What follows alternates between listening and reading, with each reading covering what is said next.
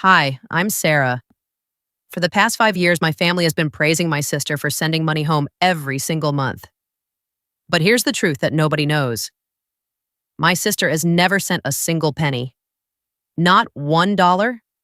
And the family meeting that happened last month, it changed everything.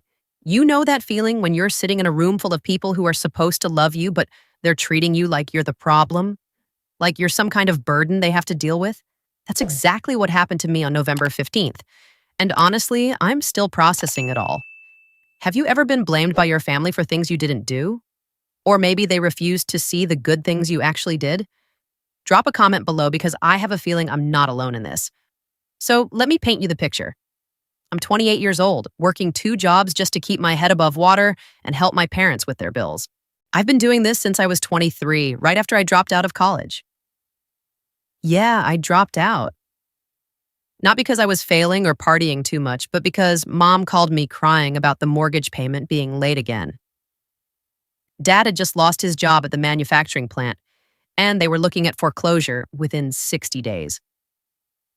I remember that phone call like it was yesterday. Mom's voice was shaking, and she said, "Sarah, honey, I don't know what we're going to do. We might lose the house." So what did I do? I withdrew from my junior year at State, moved back home, and started working double shifts at the diner and weekends at the retail store.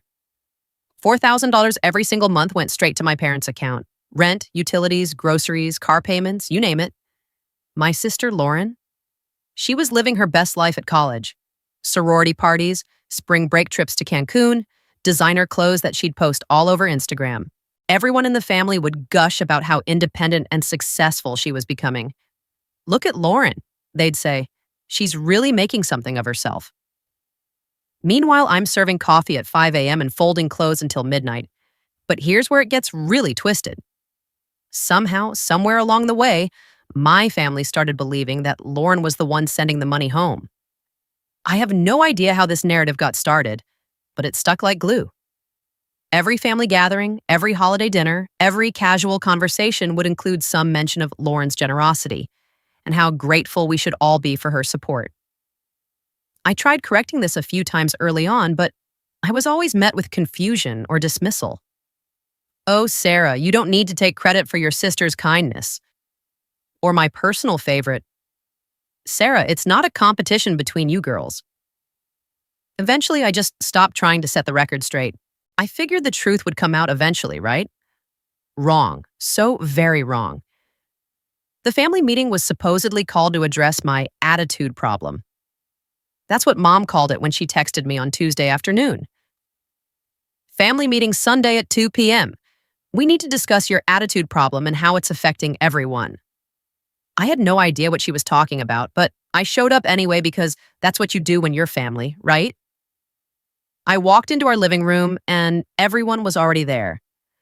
Mom and dad on the couch, Lauren in the armchair looking like she'd rather be anywhere else, and a folding chair set up for me that felt more like a defendant's seat in a courtroom. The energy in the room was heavy, like that moment right before a thunderstorm hits. Dad cleared his throat and launched into this speech about responsibility and contribution, and pulling your weight in the family. I'm sitting there thinking, okay, this is weird, but maybe they're finally going to acknowledge everything I've been doing. Boy, was I wrong about that too. Then Mom stood up, and I swear her voice could have shattered glass. "Learn from your sister who sends us $4,000 every month, you ungrateful daughter." The words hit me like a physical blow. I felt my stomach drop to my feet and my hands start shaking. I tried to speak up. I really did. "But that's actually me who—" Dad cut me off before I could finish the sentence.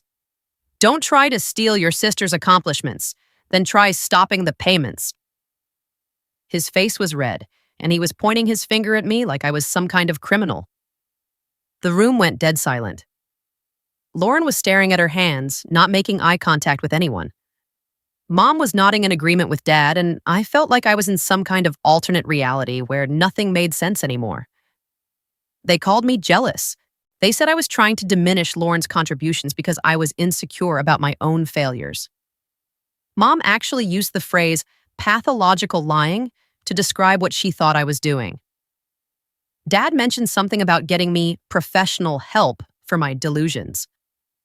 I sat there for what felt like hours, but was probably only 10 minutes, listening to them tear apart my character while praising Lauren for something she literally had never done. When they finally dismissed me from my own intervention, I walked to my room feeling like I'd been emotionally beaten with a baseball bat.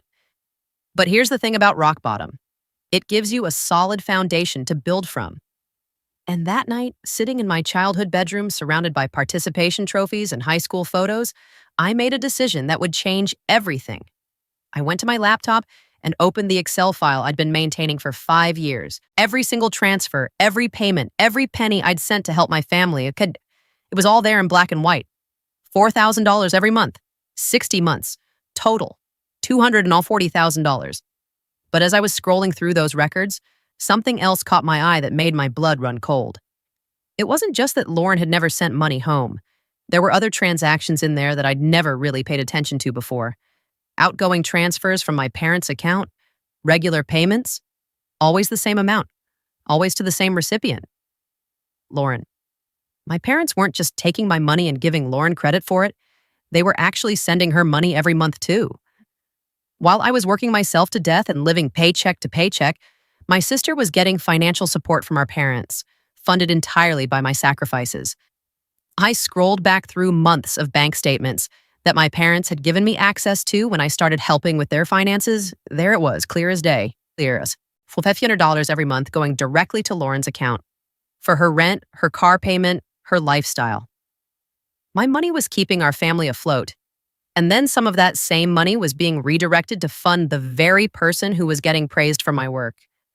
The more I dug into the records, the more the picture became clear. Lauren wasn't just staying silent about who was really sending money home. She was actively benefiting from the lie. Every dollar I earned through exhaustion and sacrifice was being split between keeping our parents' house and funding my sister's college fantasy. I found email threads between Lauren and Mom about apartment deposits and spring break trips. Text message screenshots where Lauren would complain about being broke and ask for just a little help with this or that expense. Social media posts showing off expensive dinners and shopping hauls that I now knew were paid for with my diner tips and retail commission. But the worst part? The absolute worst part was finding a group chat between Lauren, Mom, and Dad from 3 months ago. The conversation was about me, about my concerning behavior, and how I'd been acting entitled lately. Lauren had written, "Maybe we should have an intervention or something. Sarah's been acting like she's doing more than she actually is." I stared at that message for probably an hour. My own sister, living off my financial support, talking about having an intervention for me because I was acting like I was contributing to the family. The audacity was breathtaking. That's when I realized this wasn't just a misunderstanding or a case of mixed up credit. This was a deliberate system. I was the family ATM, Lauren was the family princess, and everyone was perfectly happy with that arrangement, as long as I stayed in my lane and didn't rock the boat. Well, I was about to become a hurricane. Over the next few days, I started gathering evidence like I was building a legal case. Screenshots of every bank transfer, copies of email confirmations for payments I'd made, photos of checks I'd written, text conversations where I'd reminded my parents about upcoming bills, everything that proved beyond any shadow of a doubt that I had been the one keeping this family financially stable for 5 solid years. I also started reaching out to other people who might have witnessed my contributions. Mrs. Johnson at the bank had been handling my parents' account for over 10 years. When I called her and explained the situation, she was immediately helpful. "Oh, honey," she said, in that sweet grandmother voice of hers, "you've been the only one sending money to your parents' account for as long as I can remember. I have the records right here if you need them." She offered to provide an official statement showing the transaction history, and I gladly accepted. Having a neutral third party with access to the bank records felt like striking gold in terms of evidence. I also talked to my coworker, Jessica, who had heard me on countless occasions talking about sending money home to help my parents. She remembered specific conversations about me picking up extra shifts to make sure I had enough for their mortgage payment. Another witness who could verify that this wasn't some recent delusion I'd developed. But the more evidence I gathered, the angrier I became. Not just at Lauren, but at my parents too. They had to know where the money was coming from. They had to know that Lauren wasn't the one making their mortgage payments and keeping their lights on, which meant they were complicit in this whole charade. The question that kept running through my mind was why? Why maintain this lie? Why give Lauren credit for my sacrifices? Why make me feel like I wasn't contributing enough when I was literally funding their entire lifestyle? And then it hit me. I wasn't just the family provider, I was the family scapegoat. Lauren was the golden child who could do no wrong, and I was the problem child who could do no right, even when I was doing everything. It's like they needed someone to be disappointed in, someone to blame for whatever was going wrong in their lives, and I had volunteered for that role by being the reliable one. Well, I was done volunteering. The investigation phase of my life became an obsession. Every spare moment I had was spent building an airtight case that would prove, once and for all, who had really been supporting this family. I wasn't just gathering evidence anymore. I was preparing for war. I started with the bank statements, printing out 5 years' worth of transactions. Every $4,000 transfer was highlighted in yellow, with dates and confirmation numbers written in the margins. I created a spreadsheet that tracked every payment I'd made, cross-referenced with my work schedules and pay stubs. The pattern was undeniable. Every 2 weeks, like clockwork, money flowed from my accounts to theirs. But I didn't stop there. I went through my email archives and found hundreds of messages between me and my parents about bills, due dates, and payment confirmations.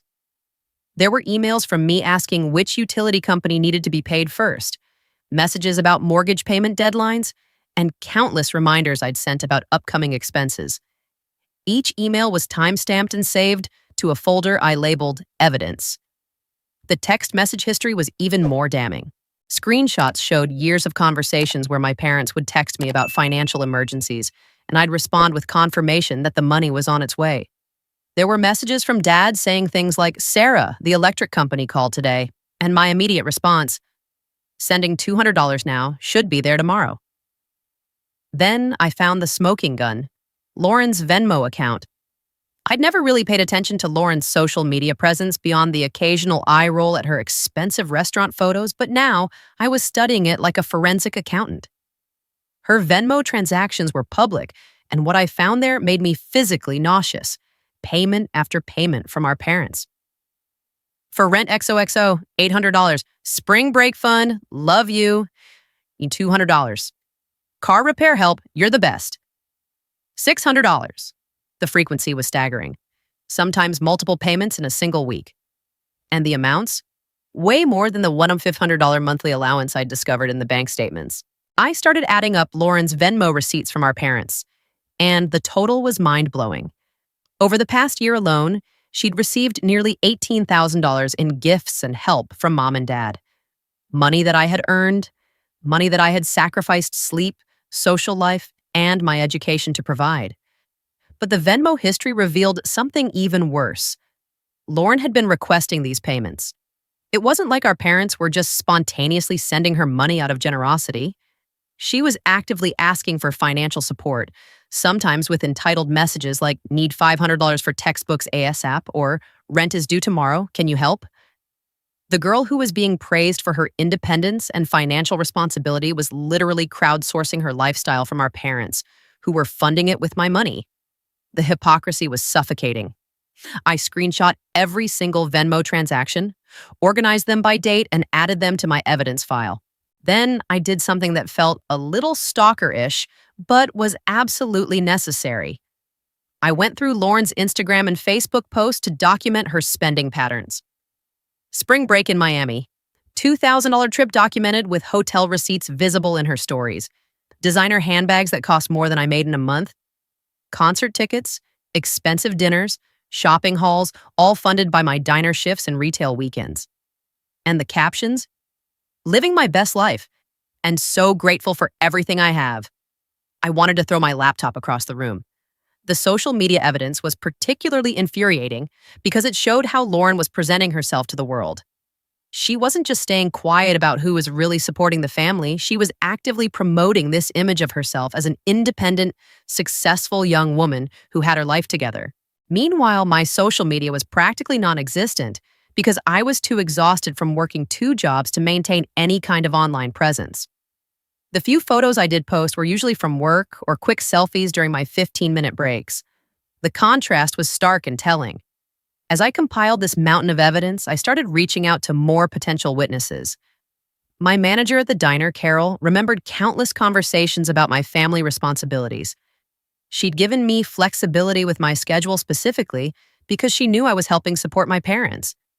She offered to write a statement about my work ethic and the reasons I'd given for needing so many hours. My retail supervisor, Mike, had similar memories. He recalled me picking up extra shifts during holidays because the family needed more help around Christmas. He remembered me working through a stomach flu because I couldn't afford to miss the money from a busy weekend. These people had witnessed my dedication firsthand, but the most valuable witness turned out to be Mrs. Johnson from the bank. When I met with her in person, she brought out a thick folder of account records that painted a crystal clear picture of the money flow in our family. "Honey," she said, adjusting her reading glasses, "I've been watching these accounts for 10 years. You're the only one who's ever made deposits to your parents' account. Never once have I seen a transfer from your sister, but I have seen plenty going the other way." She showed me official bank statements that documented not just my transfers to my parents, but also the regular payments from their account to Lauren's. The evidence was irrefutable and came from a completely neutral source who had no reason to lie or take sides.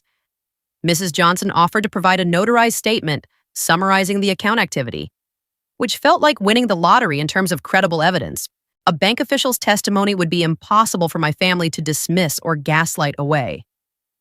As I was building this case, I also started paying attention to family dynamics I'd previously ignored. How Lauren was always conveniently absent when bills needed to be discussed. How she'd change the subject whenever finances came up. How she'd leave the room when parents started talking about money stress. I realized she'd been actively avoiding any conversation that might expose the truth about our family's financial situation. And my parents? They were protecting her from any awareness of the real costs of adult life, while making sure I was constantly aware of every financial pressure they faced.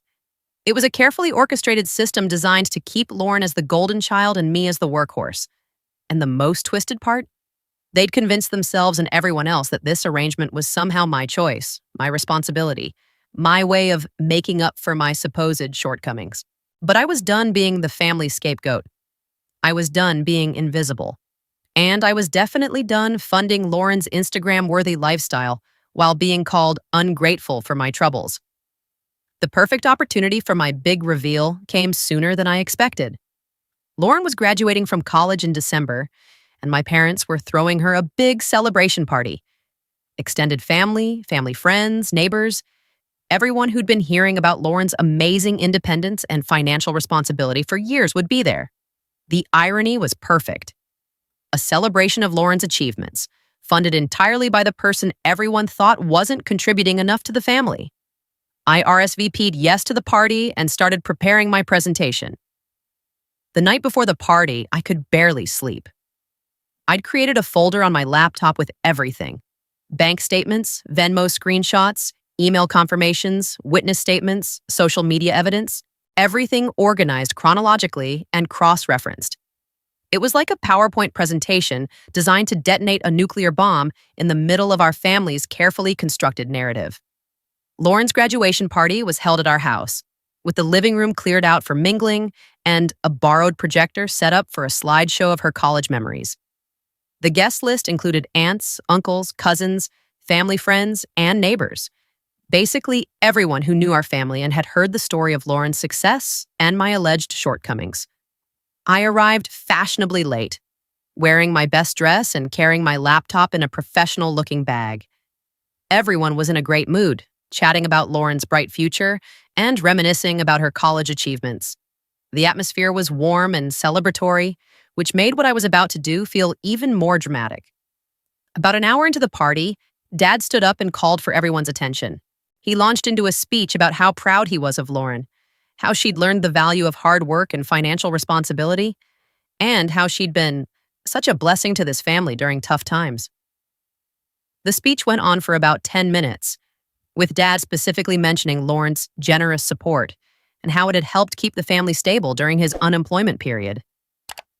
Everyone nodded approvingly and raised their glasses in Lauren's honor. That's when I stood up. Thank you, Dad. That was a beautiful speech about financial responsibility. And since we're all here celebrating success and family contributions, I have something I'd like to share with everyone. The room went quiet. Lauren looked like she wanted to disappear into the couch. Mom and Dad exchanged confused glances. I walked over to the projector and connected my laptop. I hope you don't mind if I borrow this for just a few minutes. I have some interesting information about our family's finances that I think everyone would find enlightening. Sarah, what are you doing?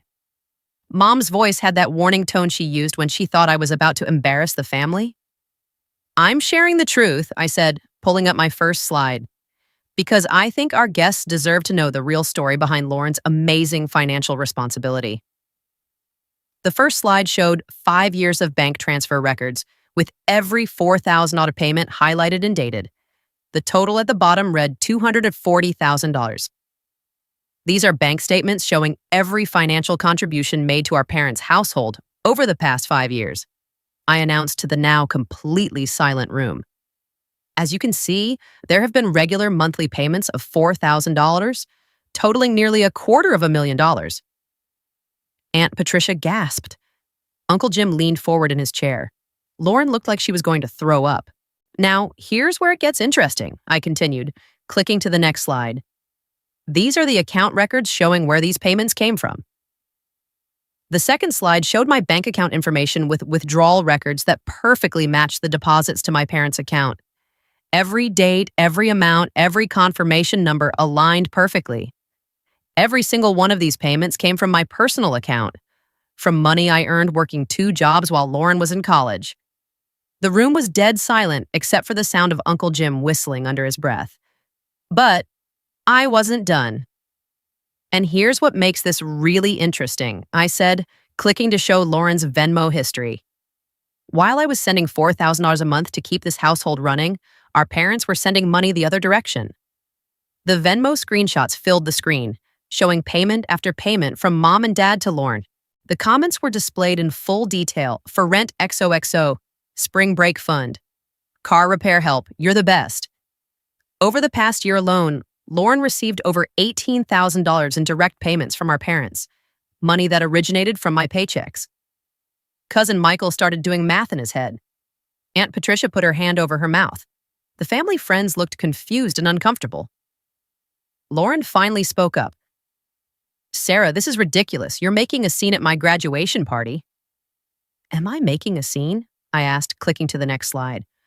Or am I finally telling the truth about who's been supporting this family? The next slide showed Mrs. Johnson's official bank statement, complete with letterhead and her signature. This is a statement from our family's bank representative, Mrs. Johnson, who has handled our accounts for 10 years. She confirms that I have been the sole contributor to our parents' household expenses and that regular payments have been made from their account to Lauren's. I read directly from Mrs. Johnson's statement.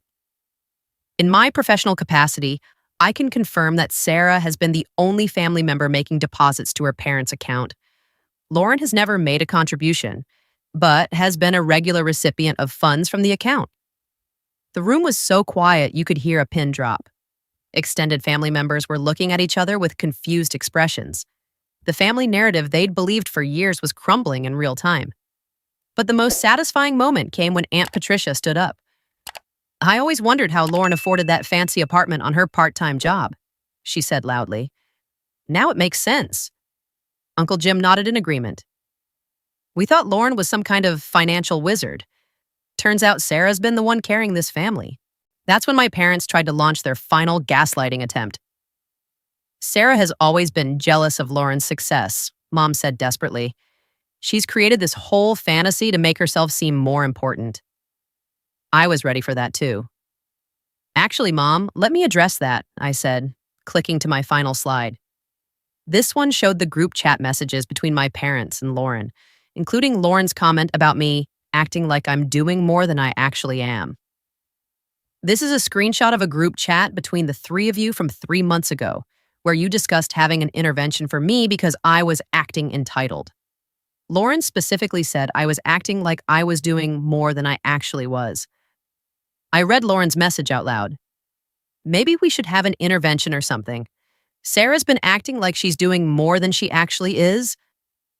The room erupted in shocked murmurs. Extended family members started talking among themselves, putting pieces together.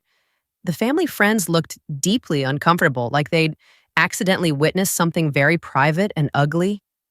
Lauren started crying, but they weren't tears of sadness, like they were tears of frustration at being exposed. "This is so unfair," she sobbed. "You're ruining my graduation party?"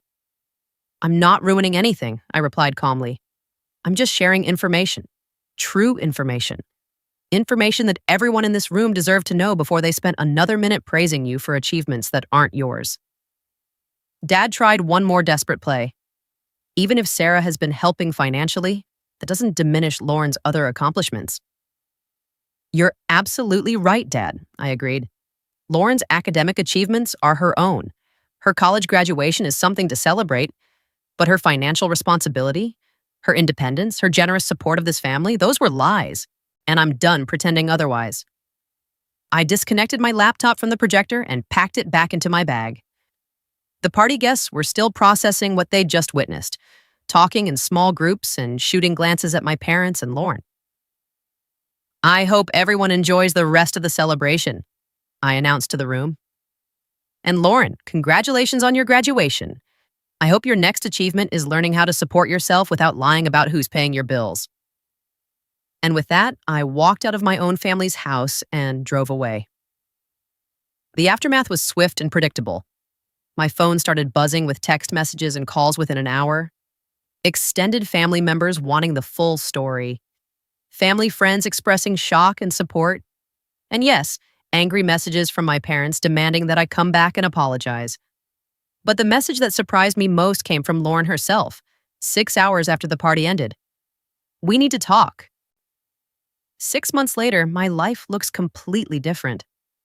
I live in a beautiful one-bedroom apartment downtown, furnished with money I used to send home to parents who never appreciated it. I've gone back to school part-time, working toward finishing my degree. I have a savings account for the first time in 5 years. Lauren did get that job she was supposed to get after graduation, and she's learning what it actually means to pay your own bills. My parents had to make some serious lifestyle adjustments when their monthly $4,000 subsidy disappeared, but they're managing. Most importantly, I'm no longer the family scapegoat. I'm no longer invisible. I'm no longer funding other people's lives while being told I'm not contributing enough. The bank transfer screen on my laptop shows something different now. Transfer canceled, no future payments scheduled. And that canceled transfer, it's not just about money. It's about respect, recognition, and refusing to be taken advantage of by the people who are supposed to love you most. Have you ever been gaslit by your family or had your contributions go unrecognized? Share your story in the comments below. I'll read every single one and I'll believe you. Your experience matters and your truth deserves to be heard.